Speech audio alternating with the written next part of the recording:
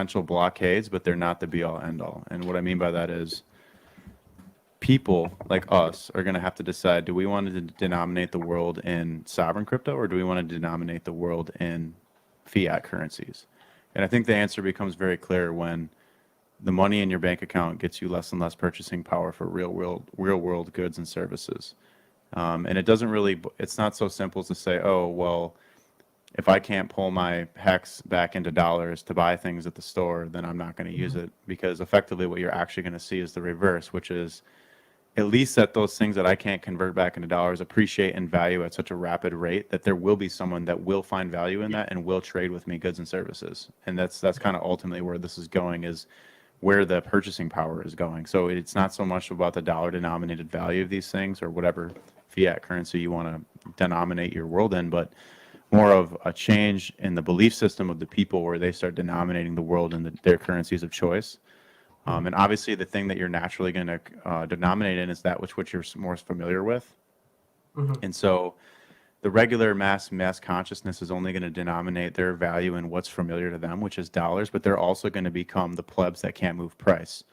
Whereas those of us that acquired positions in the things that are rapidly going up and appreciating in price, we become powerful people in the world, and we do have the power to move price charts. And that's important, because that's what the world is all about, is power, effectively. And you need to hold the resources to create the worldview you want to see in the world. And so it's kind of a flippening where, if the mainstream doesn't want to get on with it and understand cryptocurrency and get exposure and start finding ways around any kind of potential blockades that do come, then they're just going to end up fading. And the people that do decide to do that are going to be okay. Like, there's over 30 million users of cryptocurrency. So you've already went way past the point of no return, as far as, like, there is a group of people that's like a breakaway type of civilization of people that get it, that are going to be in crypto, and they're going to find value here, and they're going to have skills and abilities, and they're going to trade amongst themselves, and it's going to create a whole different ecosystem or ecology of people that has that at their disposal, and they will no longer need to go back into fiat anymore, especially when you're harnessing the power of an immutable contract like Hex, where you can inflate your own bag in your own favor, with your own work and no middleman. That obviously is very powerful, and an asset that can go up 10,000 plus X. So, I think what's going to end up really happening long term is that, the public sector, meaning government, is very inefficient, and their systems can never compete with the private sector in terms of innovation, speeds, and just virality, just their ability to produce new innovative goods and services at a way faster rate than the government. And so, like, this whole thing of government competing with the private sector is like almost like a one-way battle, where it's actually the reverse of that, where private sectors and corporations and that are really the things that drive the public sector. So it's never as what it seems on the surface, and it gets kind of convoluted, but ultimately it's private individuals on the top of these organizations that is benefiting the most, right? So, but in the terms of cryptocurrencies, it redistributes that wealth more in an even distribution amongst those guys that got in early and believed for longer. And so that's kind of where I see the world going, is we're going to denominate value, and we're going to trade amongst ourselves in the sovereign cryptos. And ultimately, governments are going to have to compete for citizens, because what these sovereign cryptos do is it gives you the ability to travel internationally and to be like your own individual in the world, really. And so there's no instance where somebody creates a CBDC, some government creates a CBDC. What are they going to do? Cut off the ramp to get into crypto? They can limit it for a time being. But in the States, like, as soon as you elect a new official, like, it's always going to be a counterbalance to it. So yeah, there might be 4 years of a presidency where things get difficult to buy crypto, and then there might be 4 years where it gets really easy to buy crypto, because it's, unless you had total totalitarian control over an entire economy and an entire system, which that's not what's occurring here. If that were to occur, then you'd have the permanent walls and gates that would come up that would make it impossible to come back in and out of fiat and not. But because you're not going to get that, and I think, what post-COVID world showed, that the world is waking up to reality a little bit on a lot of this stuff, is it's just going to be, a 2 to 10 year period where the guys that got in, the crazy loonbirds that got in and acquired positions in these things early, these digital assets, they're going to benefit the most. And that's why I've been urging everyone to pay attention and don't get left behind. I think, two good points you brought up that I definitely agree with. And the first one is that I've never really been that worried about like the bottlenecking of off ramps of crypto, because as the value of them goes up, people are just going to want to acquire them, and if people want to acquire them, a way to make that trade will happen because there's a market for it, and because there's a market for it, like there are fees to be made, and people are incentivized to service that market in some way, shape, or form, and people who are looking to acquire the asset will be highly motivated to find some way to do it, even if that means like OTC stuff, like on Craigslist. I don't know, like some way will be found to be able to exchange these coins as people realize their value, and as the dollar goes down in value, and you can get more dollars with these tokens.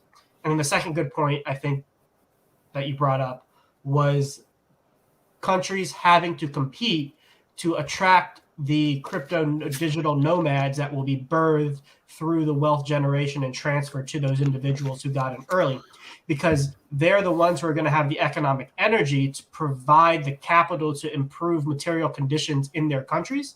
And so if they provide tax incentives, income incentives, whatever incentives that they as a country can provide to attract these people, they're going to do it because those people have their money in their custody, and they want them to spend it in like literally in the place that they exist for their country to improve. It's not going to be the central banks printing the money as much anymore that are going to dictate the smaller countries' ability to improve the conditions for their what's the word I'm looking for, their constituents, but rather they're going to have a different pool of individuals who have their own money that eventually will be large enough where they can make significant changes to their countries or regions conditions. I think Very, very good points. Yeah, because we just said we're going to make new whales inside of the Hex ecosystem, and a very good example would be Sam Bankman, right? He was spending millions and millions of dollars lobbying, but for the wrong reasons, because he's part of the establishment as well. What could occur in the future is if a lot of economic energy comes in to the post-chain ecosystem, that will filter its way through into a lot of the people there. And, society as a whole has been completely misguided, taken down the wrong path. Everything is completely fucked up all over the world. And that has happened for decades and decades and decades, and become worse and worse. Our parents have put their head in the sand, but now they're speaking out about the problems that have happened because it was their watch. It was their watch, right? When we're kids and we're like 5, 6, 7, 10 years old, we don't know what the fuck's going on. Okay. But now we're in the position where potentially if this whole system can change and a lot of wealth can be created, we can transform the entire future and hopefully, sounds a bit wishy-washy, but actually transition the future into a much better destiny for our children. So at least we've done the right job under our watch, that we the smart ones of us who are inside the crypto, inside of the Hex ecosystem, inside of the post chain, everything, we can potentially go out, teach, come with confidence, be smart people of society, extract the value, and then reutilize that value to benefit society and bring them all back into it again when we correct all of like the political issues, the governmental issues, and just rebuild it from the ground up, and that's kind of what Richard is doing. He's rebuilding the crypto space from the ground up. And he's given like the opportunity to everybody who's inside of it that fucking holds your coins and stop fucking day trading them. Actually hold on to these things, understand the system. You are the guys who are going to be able to change the future. I mean, most people don't give a shit about the future. They just want to make a few million quid, buy a Lambo, and go fuck models. Okay, that's unfortunately the situation that we're in, right? But there are some people out there that actually do have higher expectations to have more legacy, right? To have more self morale about, I did something good in my life, instead of just being like a consumer of everything and be a high level consumer. There are people out there that actually want to do good things inside of society for sure. Mm-hmm.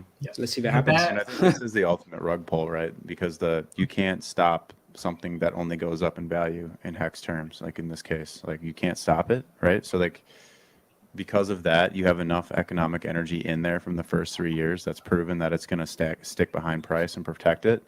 That's now it's an unstoppable machine, and people in the real world that don't have exposure to hex are now forced to capitulate into it.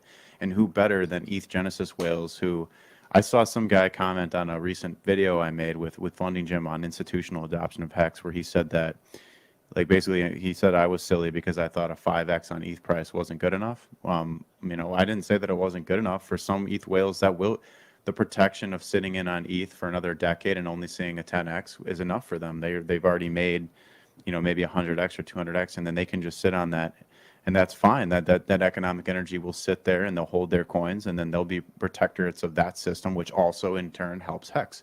But what I made the argument of was that ETH Genesis whales would be intelligent to expose a portion of their ETH whale bag to hex so that they could acquire percentages of a network that's going to grow like with crazy adoption over the next cycle, right? And see some of that, more than just a 5x in returns, thus gaining them more Ethereum if that's their end goal. And so, I see comments like that, and it's just very short-sighted. It's like, yeah, no, if you made a lot of money in the ETH world, that the world doesn't end for everybody because a few thousand people got rich on ETH, or Bitcoin. Like most people weren't helped by that directly, right? Because most people did trade it or sell short, or they maybe were happy with 100,000 or a million instead of the $1 billion bag. But those are the guys that are positioning themselves now in hex at 8 cents for the future when hex is $8, right? And that can happen very rapidly based on how the liquidity is set up. That gets in a whole other discussion about the technical setup of hex, from a liquidity to